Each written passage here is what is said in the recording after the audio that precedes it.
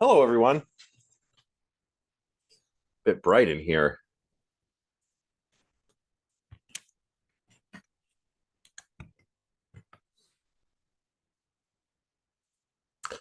All right. Well, looks like everyone can hear me.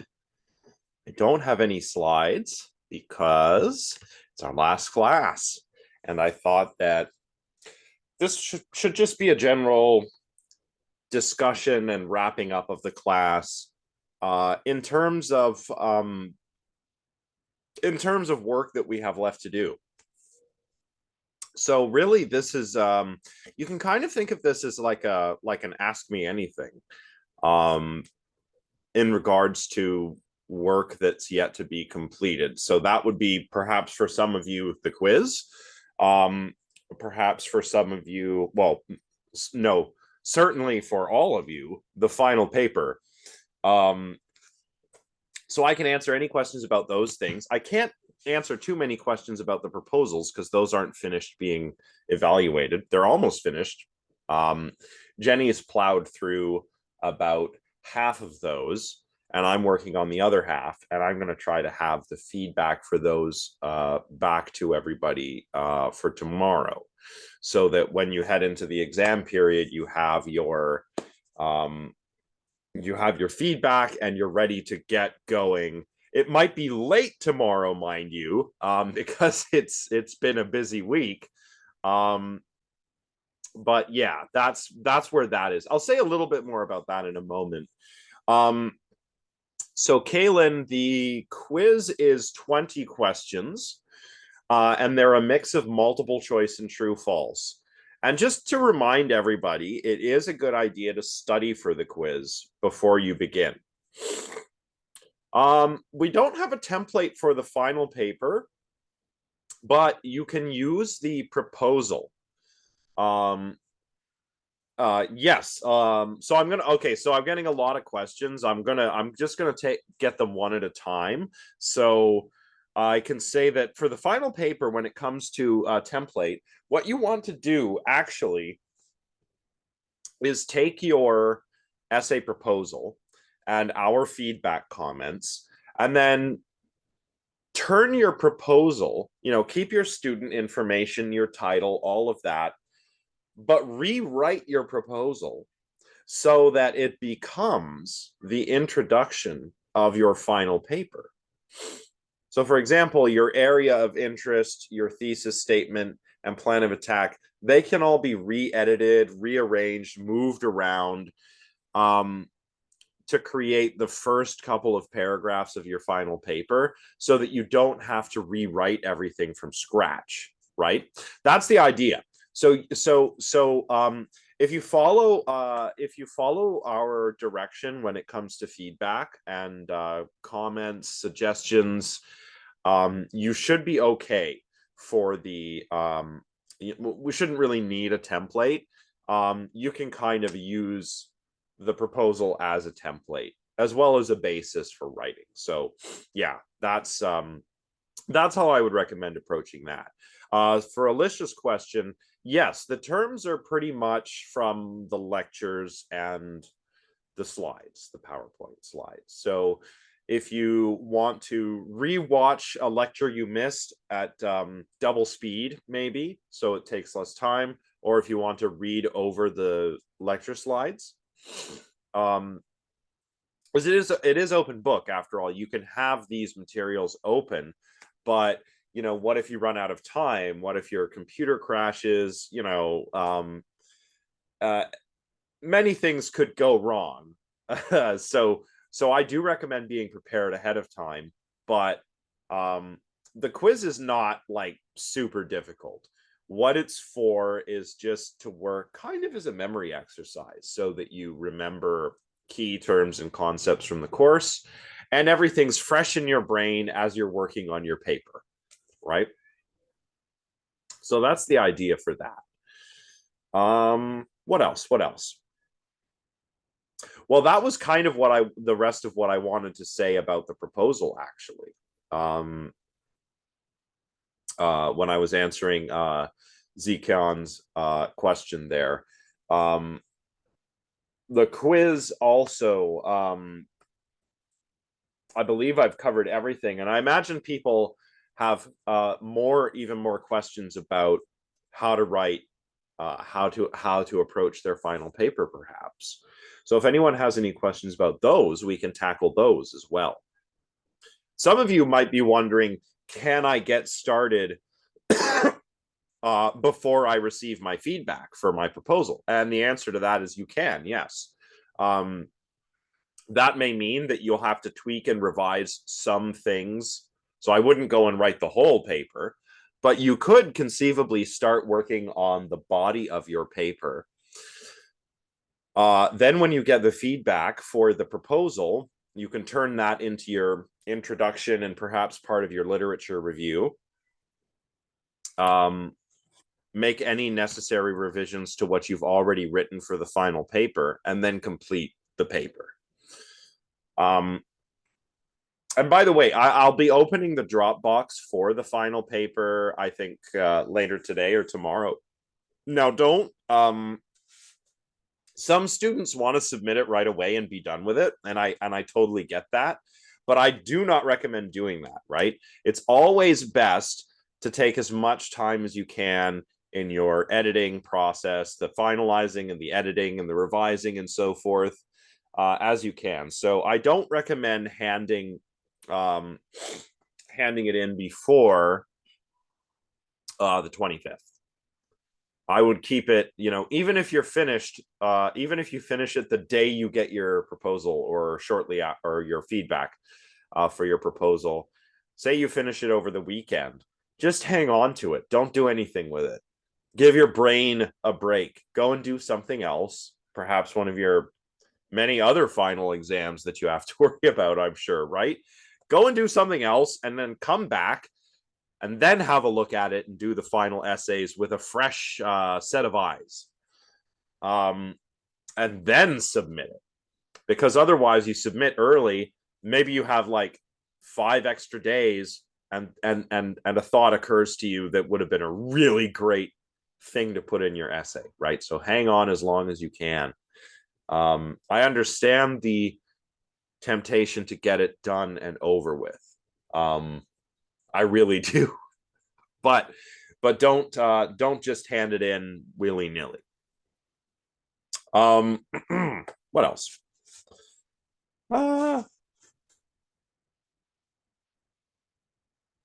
Can't really think of anything else in terms of work, in terms of coursework. So if any of you have any further specific questions, I can address those.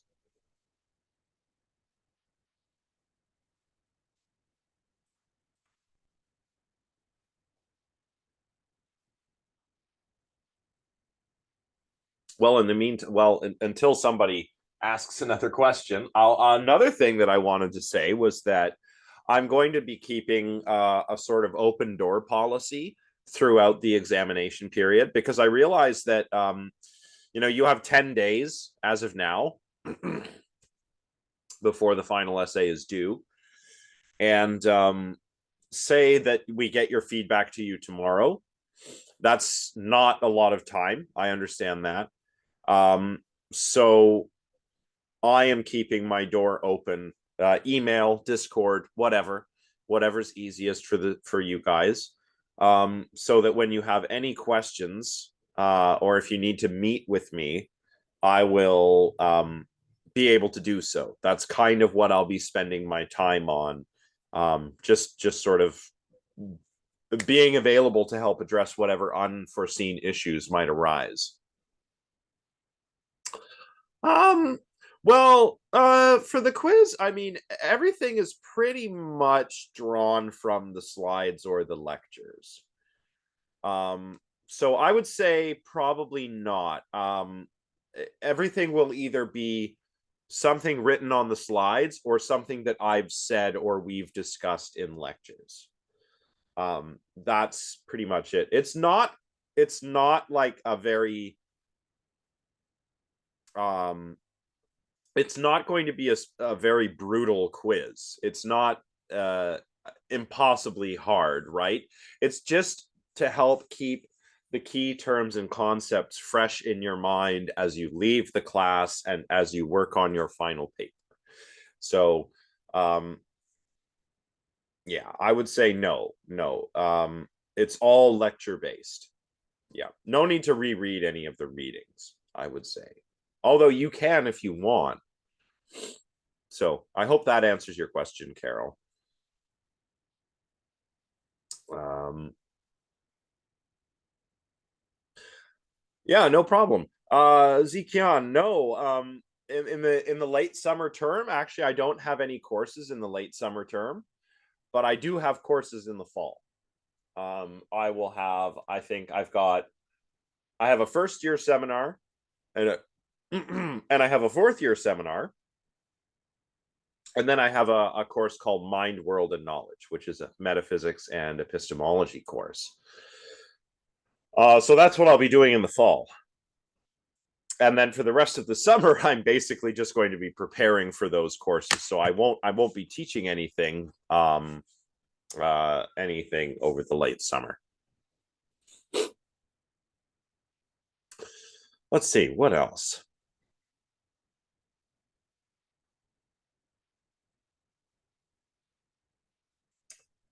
I guess. Well, I'm still trying to decide what to do with that extra 10% or 5 to 10%. That's because that quiz cannot be worth 20%, because it's taking place during the last week of class. So I'm thinking I'm going to put the extra weight on. I was going to split it perhaps between the proposal and the final. So an extra 5% or 2.5%, depending on how I do things up. I don't know. Do you guys want the quiz to be worth 10% or 15%? Maybe 15 would be nice. Yeah. Yeah. And then I'll take the other 5% and I can split that, but like 2.5 on the proposal and 2.5 on the final. That way, more weight is placed on the quiz. Yeah, I agree with Emily and Jack. I think that that's what we should do. So that is what I will do. Oh, what else? I'm having trouble thinking of things. I hope I've answered. It feels like I've answered lots of questions, but there's always things that I don't anticipate. I guess I'll remind everybody that if your life like blows up in your face at any point over the next week or so, um there is the deferred final examination um option. This is for like emergencies though. Okay, so this is like intended for cases where there's a death in the family, or you're severely ill, or your house burns down, or there's some natural disaster, or it's for emergencies, right? But sometimes it happens that over the exam period an emergency occurs and people wonder what to do. If you need a substantial amount of time, of extra time, owing to an emergency, then you must apply for a deferred final examination with the registrar's office. Because I'll remind you that late final exams will be penalized. I'm going to take 5% per day for late final exams because the exams are due on the last day of the exam period. So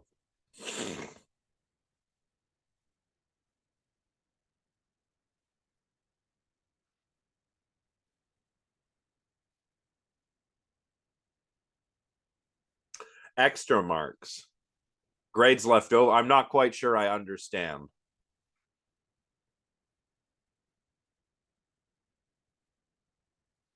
Grades left over.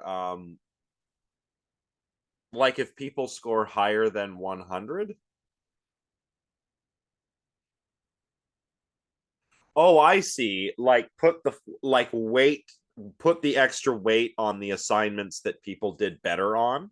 Is that what you're saying? Yeah.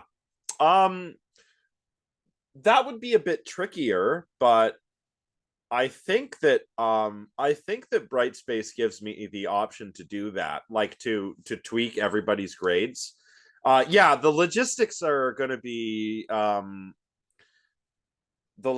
might be tricky. Um,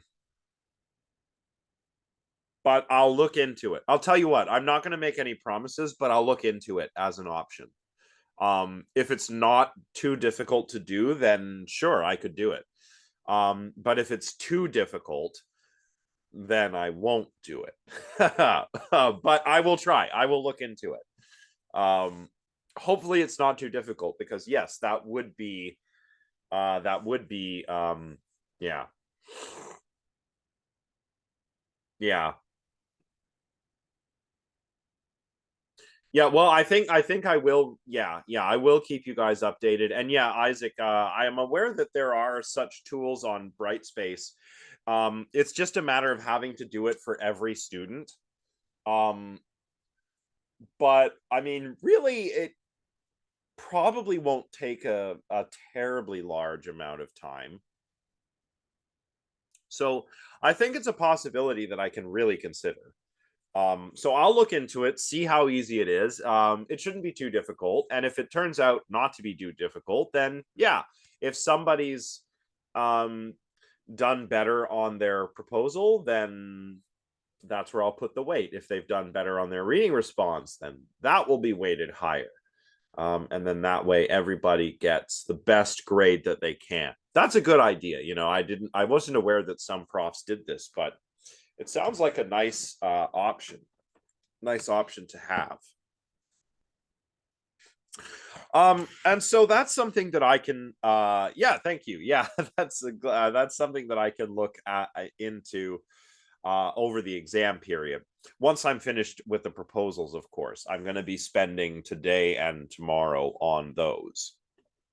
Um, let's see, what else? What else? What else? What else? What else? What else? I cannot think of anything. Um,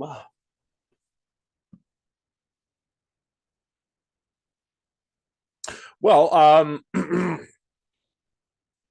I suppose I guess I'm curious. What was your favorite thing that we covered this term, and what's one thing that we didn't cover that you might like to see in a future version of this class?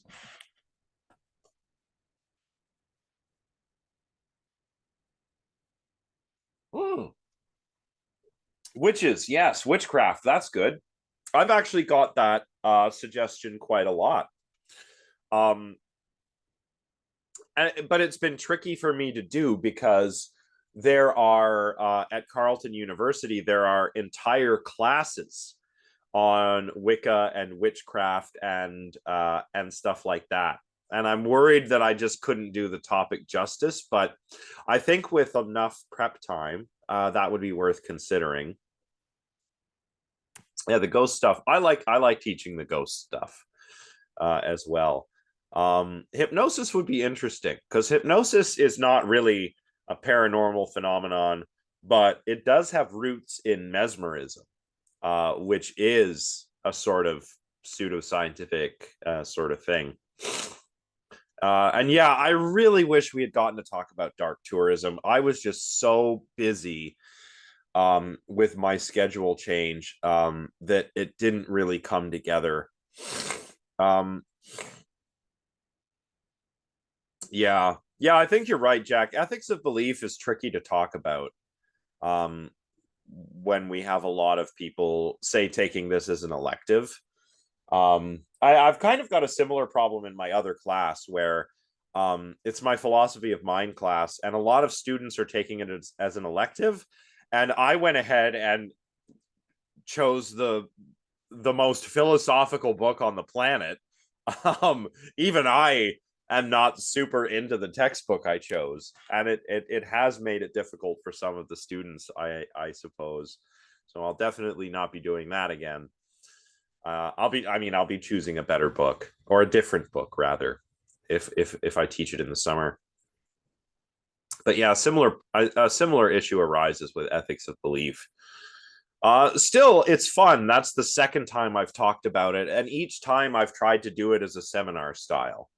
But dark tourism, what I would like to do is perhaps interview Dr. Becker, and maybe turn that into something that I could share on my YouTube channel. Dr. Becker, Dr. Hilary Becker, is the fellow in the School of Business who researches dark tourism.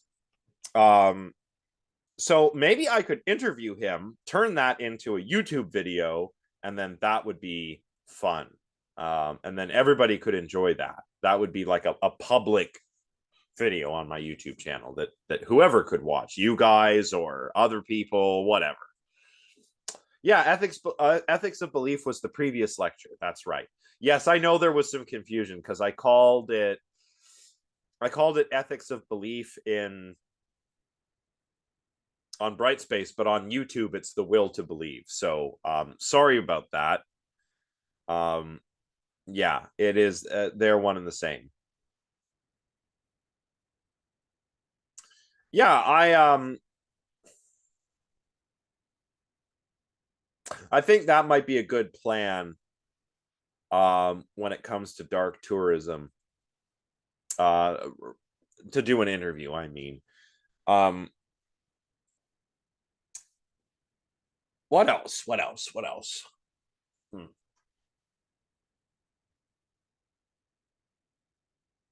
I can't seem to think of anything. I guess one topic that I'd like to cover in future classes would be deja vu. That's one that I've always wanted to cover, but I've never really had the opportunity to do it justice. And if I talk about deja vu, that's also a nice segue into things like the Mandela effect and reality shifting. So that would be I think, a pretty cool thing to try and put together for the next time I do this class. Yeah, deja vu is a big one. Yeah. And I had a student, I think it was the first time I taught this course, I had a student who wrote a really interesting paper on the Mandela effect and connected it to the idea of reality shifting, which is one of those things that's kind of blown up on social media. There's a lot of manifesting. There's a lot of witchcraft and Wicca and tarot and stuff like that on social media. But there's also a lot of claims of reality shifting, claims that you have jumped to a different universe, perhaps a parallel universe, or perhaps gone back in time, right? Which is a very strong claim, a very extraordinary claim. So extraordinary claims, as you recall, according to the words of Carl Sagan, require extraordinary evidence. So that would be a really cool topic to try and tackle in future class. Oh, thanks, Jack. Yeah, that's what I try to do. Because, well, this really started as a COVID course, right? So the very first time I did it, I had some ideas of what to do, but they weren't live lectures like this. It was just me sitting in front of a camera, making an hour or two long video on something. And I would give my students the choice of making some suggestions for future topics and then voting on them. And then over time, I've kind of gotten more relaxed about it, but I still try to aim for the same sort of thing in this course, because just from the very beginning, it's been the kind of class where it's like, okay, I have some stuff that's ready to go, but I know that there's other stuff that the students might want to hear about, so they can tell me what it is and we'll try and talk about it. Yeah. Walking down the street and you fall over. Or is that the kind of trip you mean? when you physically trip, or do we mean like, like a trip?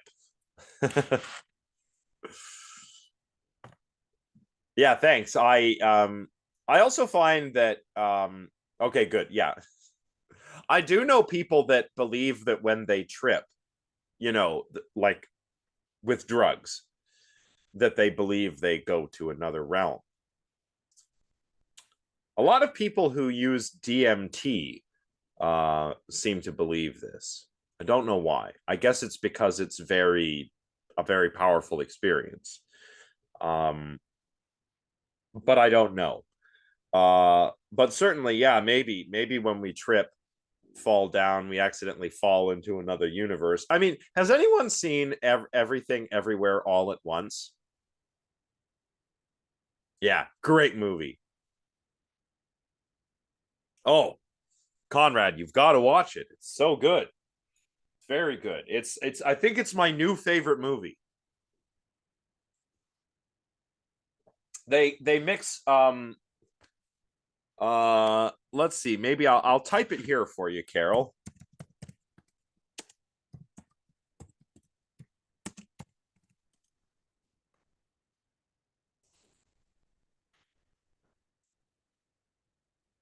Yeah, it's it's like a it's just magical. It's just a magical film. I mean, it's got philosophy, science fiction. Um, the premise is incredibly creative. Um, it's got you'll laugh, you'll cry, you'll feel the absurd. It's almost. I mean, there were moments where it got me.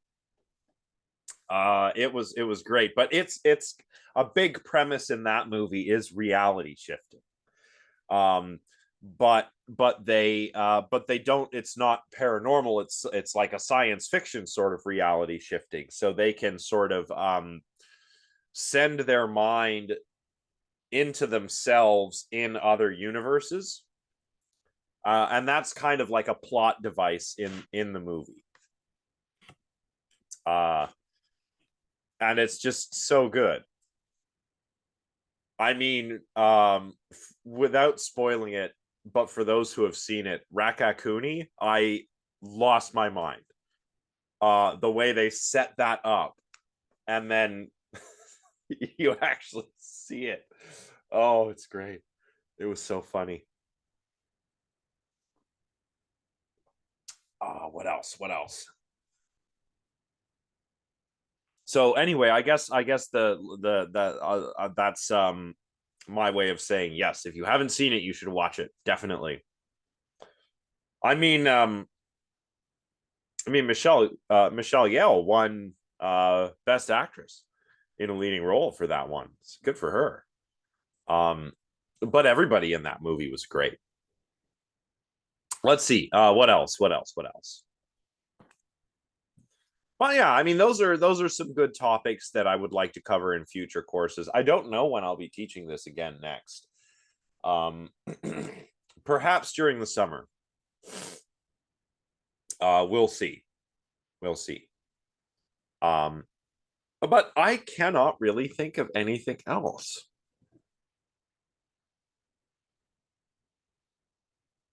Does anybody have any questions at all? Otherwise, we may as well think about wrapping up. That way, I can get to work on finishing the marking. Not that I'm saying we have to stop now. If anyone has any questions or comments, go ahead. Um, I think I've just covered everything I wanted to say about the end of the class. So we've covered when you'll get the feedback for your finals or for your proposals, open door policy for writing the paper, talked about how to redistribute um, the extra weight that I've taken off of the quiz. We've talked a little bit more about the quiz. We've talked a little bit more about the final paper. Yeah, I think I've said everything. Well, so the final papers, I believe, have to be graded within 10, or final grades have to be submitted within 10 days following the last day of the exam period for us. So yeah, so I'm going to try to get them done sooner than that. But then once those grades are in, then the chair of the department approves them, and then the dean approves them, and then they get released to you on Brightspace. So the grades that you'll see on, or oh, sorry, on Carleton Central. So the grades that you see on Brightspace are not your official final grades. Oh, so those show up later um on Carleton Central. Yeah, a similar timeline, if I'm not mistaken. So so Jenny and I, as soon as all the exams are in, we'll go ahead and grade those. Um, you'll be able to see grades and feedback on Brightspace once we're all finished. But remember that you are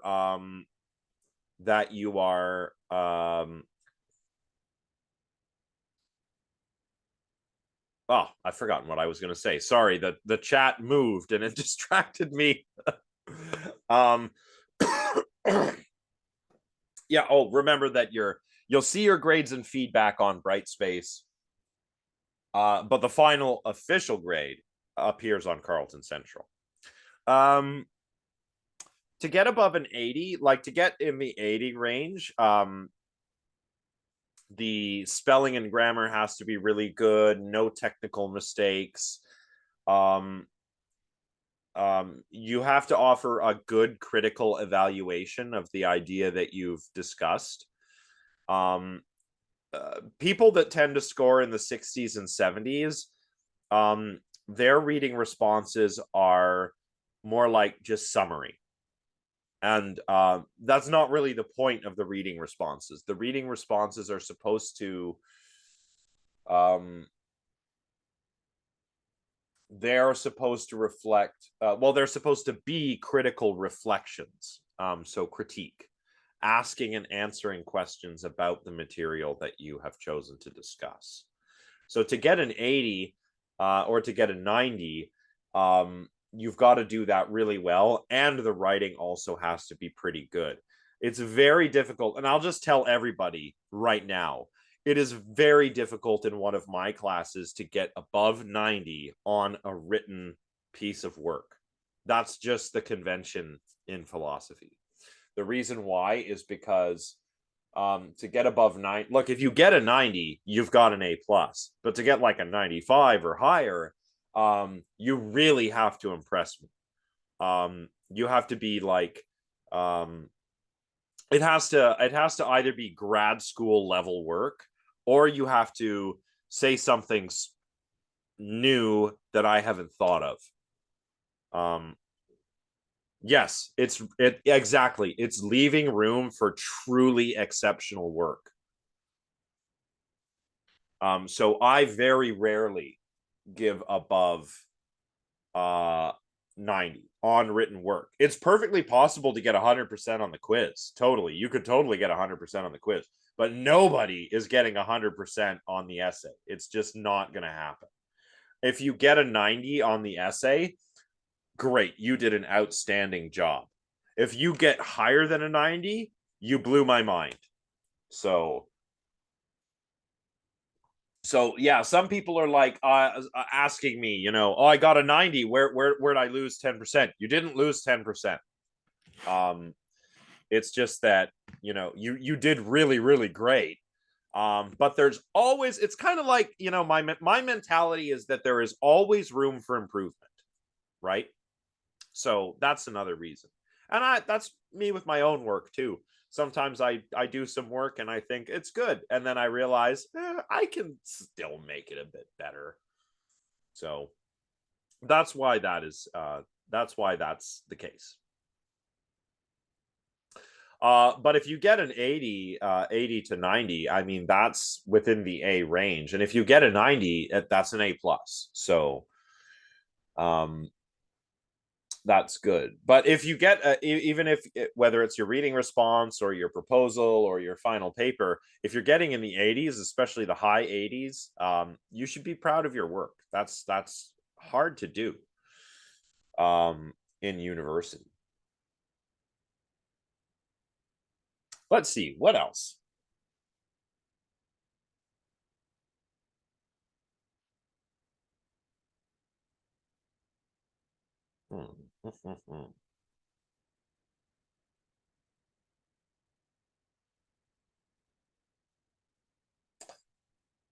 I can't think of anything else. That those were good questions, though. Those were good questions. I wouldn't have thought of those. Hmm. I feel like it would be weird if this lecture was less than an hour. So we've got to try and come up with more questions to ask and answer. Yeah,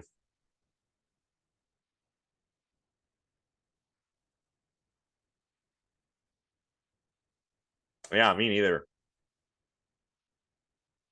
Hmm.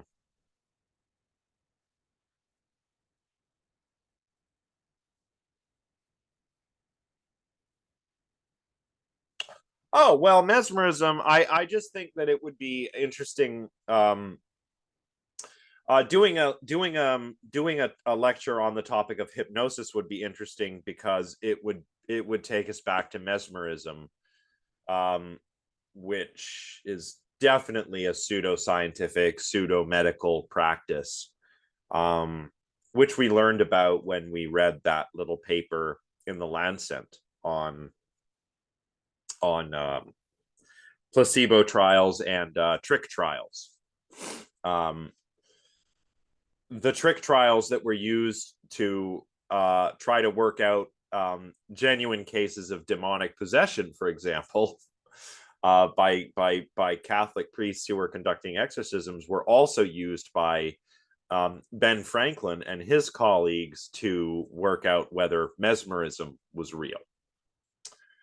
Hypnotism is connected with mesmerism, and there is a lot of misunderstanding surrounding hypnotism too, right? People think that hypnotism either is complete nonsense or that um, it's like magic, and neither of those are exactly true.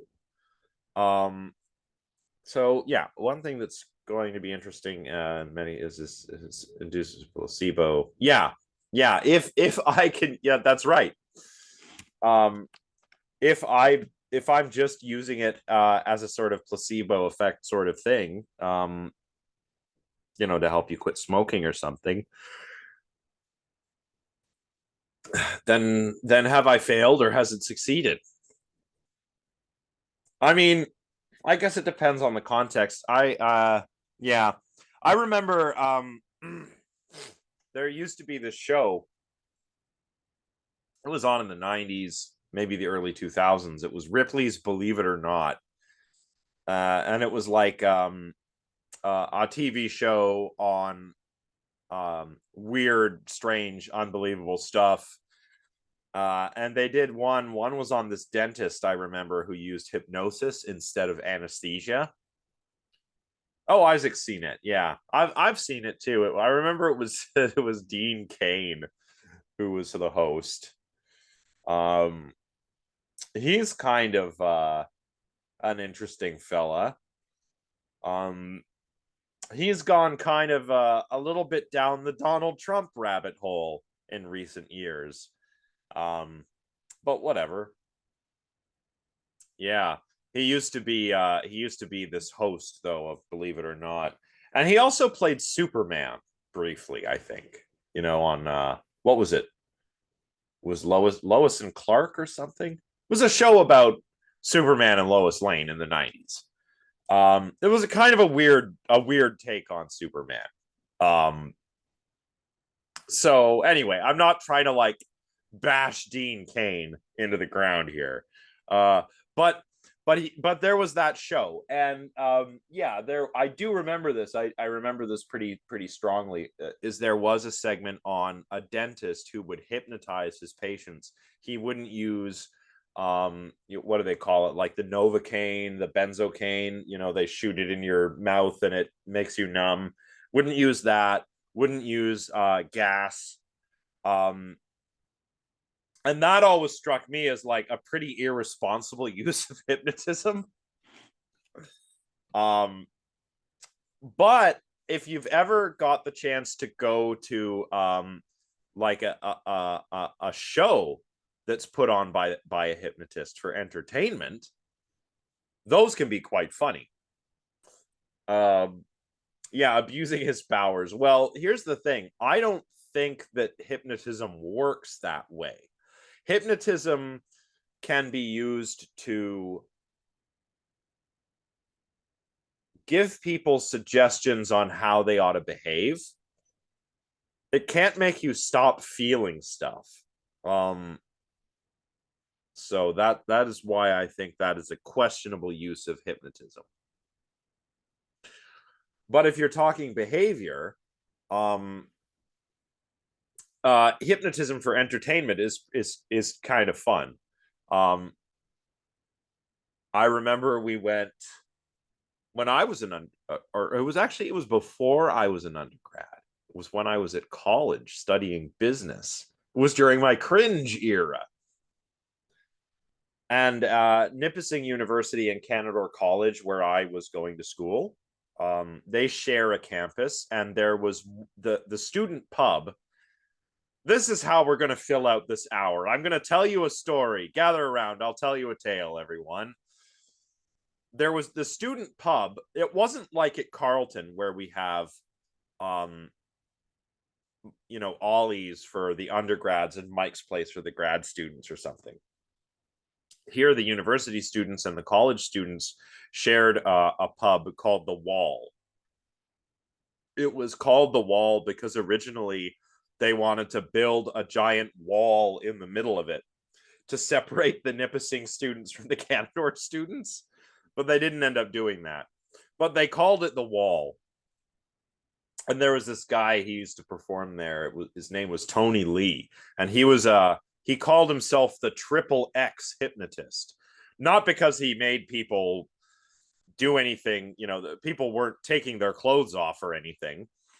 But it was like a not suitable for work kind of show. And it was funny. Like, it was pretty funny. The part I remember most was when he had two guys sitting in chairs and he told them, okay, now you're stoned and you're going through the drive-through of McDonald's. Go. And these two guys just acted out this scenario where they were really high trying to order fast food. And it was great. And this is all voluntary, by the way. It's not like the hypnotist is, you're not under anyone's control. These are suggestions. And when you're hypnotized, you're put into a sort of mental state where you're more open to suggestion.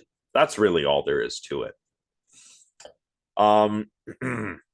Yeah, that bar no longer exists. They they were repeatedly caught selling alcohol to minors. They weren't checking IDs, and they were just selling beers to whoever was there.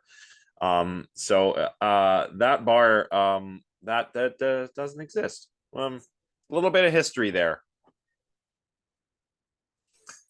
Well, that was a couple minutes of tales from the past. I cannot think of anything else.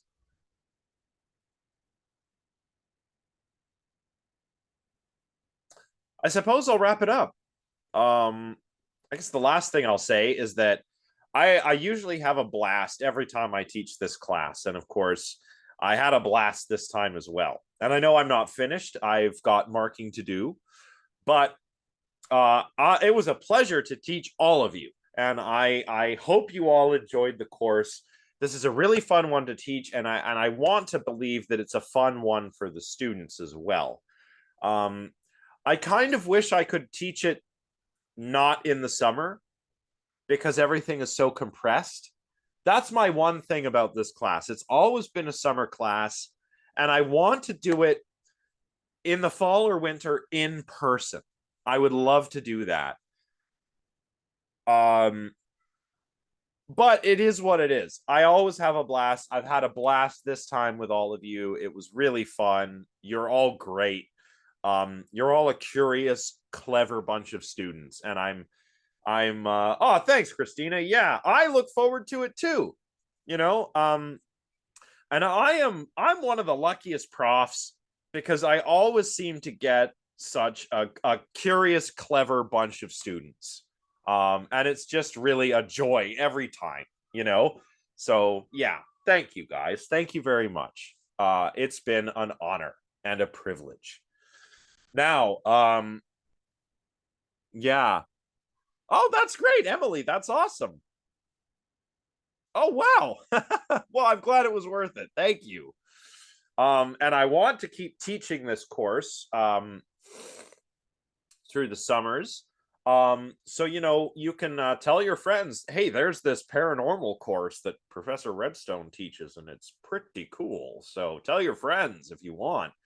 Um, Thanks, everyone. Remember, I'm keeping my door open over the exam period. So any questions, any concerns, anything at all, let me know. And Jenny and I will get all your stuff graded and get it returned to you.